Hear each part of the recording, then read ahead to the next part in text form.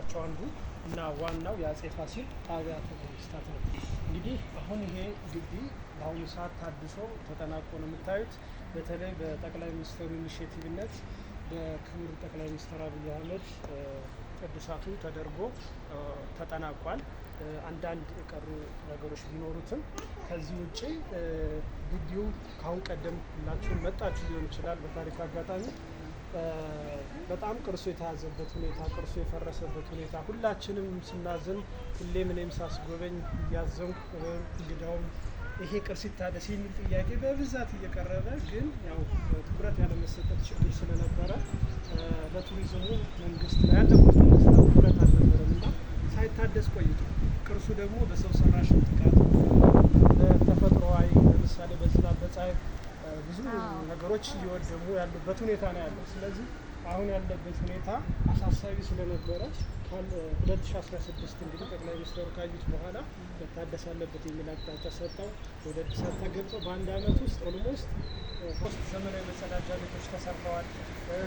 ቱሪስት ኢንፎርሜሽን ሴንተር ታዩት ባላይ ደረጃውን የጠበቀ ለጎብኚዎች መረጃ የሚሰጥበት ማዕከል በኦዲዮ ቪዥዋል ታግዞ ይችላል። እንደዚህ ኦራሊ ብቻ ሳይሆን በምስል ታግዞ ሁሉ መረጃ ይሰጣል እና ከቅርሱ ጋር በማመሳሰል የድሮውን ታሪኩን በጠበቀ መንገድ ነው የታደሰው። ከዛ ውጭ ደግሞ የዩኔስኮን የዓለም አቀፍ የባህል ሳይንስ ድርጅት የዛንን ፕሪንሲፕል በመከተል ነው የታደሰው ማለት ነው እና ሚዲያ የምታዩት አንዳንድ ነገሮች ነጭ ሆነ የሚለው ነገር ያው ሰው የትን ጥላቻ ሲኖር መልካሙን ነገር ማውገ ለመሰስማ ሆነ እንጂ ሰው በአካል እንደዚህ የተሳያ የተሰራው ጥሩ ነው የሚታይ ስለሆነ ማለት ነው። ነጭ መሆኑ ሞራ ነው የተጠቀሙት በዛ ዘመኑ። አሁንም የሚታደሰው በዛ ነው እና በባህሪው ነጭ ነው። ከጊዜ ብዛት ወደ ነበረበት መልክ የመምጣት ባህሪ አለ። ስለዚህ ይህንን መጠበቅ ብዙ አመት ይፈጃል ማለት ነው። ለዛ ያኑረን 100 አመት 150 አመት እንዲቆይ ተደርጎ የታደሰ ነው እድሳቱ። እንግዲህ በዚህ ግቢ ውስጥ ወደ 6 ቤተ መንግስት አለ። የአጼ ፋሲል የልጆቻቸው የጻድቁ ዮሐንስ፣ የኢያሱ፣ የዳዊት፣ የበካፋ፣ የእቴጌ ምንትዋብ ሁሉ አለ። ስለዚህ ሰፊ ግቢ ነው። የዚህ ሁሉ ቅርስ መታደስ በተለይ የተዘጉ ክፍሎች ለዘመናት ጎብኚ እንዳይገባባቸው ሪስክ ናቸው የተባሉት ክፍሎች አሁን ታድሰው ክፍት ሆነዋል። ይሄ መከፈቱ የጎብኚን የቆይታ ጊዜ ጎንደር ላይ እንዲያረዝም ያደርጋል። የቱሪስቶች አንዳንድ ጥያቄ ሲመጡ እኮ ሲጸዳዱ ሽንት ለመሽናት ከቤተ መንግስት ተጠግተው የሚሸኑበት ሁኔታ ትልቅ አረጋውያን ቱሪስቶች ማለት ነው። ያ ምንድን ነው ዳይሬክሽን ሁሉ የለውም ማለት ነው። ግቢው ስትገባ መጸዳጃ ቤት የት እንደሆነ አይታወቅም። ፎቶ ለመነሳት ግንቡ ላይ ሁሉ ይወጣል። ይሄ ሁሉ ግን መልክ ይዟል።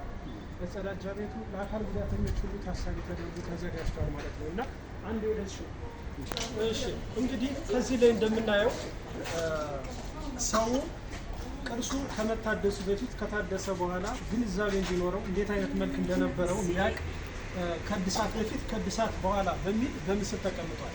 ስለዚህ ይሄ ሳይታደስ 2016 ላይ እንዴት እንደነበረ ማሳያ ነው። አሁን ደግሞ ሁላችሁም እዚሁ ጋር የምታዩት ነው ፊዚካሊ ማለት ነው እና ይሄ በቦምብ ተመቶ ከፈረሰ በኋላ እንዲህ ብሎ 80 ዓመት ቆይቷል ማለት ነው። ቤተ መንግስቶች ውስጥ ሁሉ ሲገባ እንጨቶች ሁሉ የፈራረሱ ናቸው። ስለዚህ ይሄ እንደነበረ ተደርጎ አርኩ ተሰርቷል ማለት ነው። እነዚህ ማቴሪያሎች ድሮ እዚሁ አካባቢ ይገኙ ነበር። ያልተገኙት ወይም አሁን ማግኘት የማንችላቸውን ደግሞ ራቅ ወዳሉ ቦታዎች እየተሄዱ ይመጣሉ። ለምሳሌ እንጨቱ በዚህ መንገድ እየተሰራለው ማለት ነው። ውስጥ እንግባ።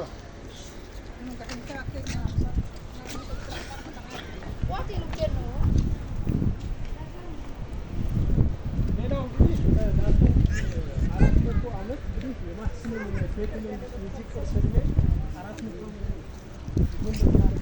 ዓመት። ስለዚህ አዎ ላለፉት ይሄን ያህል ጊዜ በግቢ ውስጥ መብራት አልነበረም። እየሰማችሁ ነው? መብራት አልነበረም። መቅረዝ የነበረ በተለይ ጣሊያኖች አንዳንድ ጄኔሬተሮች የሚመጣ ነው። ግን ፊክስ የሆነ ይሄ ከመብራት ኃይል የሚመጣ ፓወር አልነበረም። አሁን ግን የግቢው ውበት በተለይ ማታ ላይ መብራቱ በጣም የከተማው ድምቀት የግቢ ላለፉት 400 ዓመት ግቢው ጨለማ ነበር።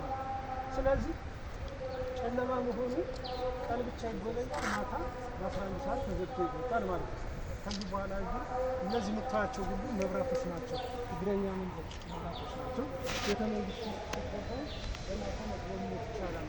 ስለዚህ ቀን ብቻ ሳይሆን ማታም መጎብኘት ይቻላል። እንግዲህ ጎንደር የኢትዮጵያ ዋና ከተማ ነበረች ለ250 ዓመት ያህል። በተለይ ከአፄ ሰርፀ ድንግል ዘመን ጀምሮ ከአፄ ቴዎድሮስ ዘመን ጀምሮ ያለውን ያጠቃልላል። ቤተክርስቲያኖች አሉ። ግምጃ ቤተ ማርያም፣ ቅዱስ ጊዮርጊስ እና 3 ቤተክርስቲያኖች አሉ። ከዛ ውጭ የአንበሳ ቤት አለ፣ የፈረስ ማቆሚያ አለ፣ ሳውና አባዛ አለ፣ ቤተ መዛግብት አላቸው።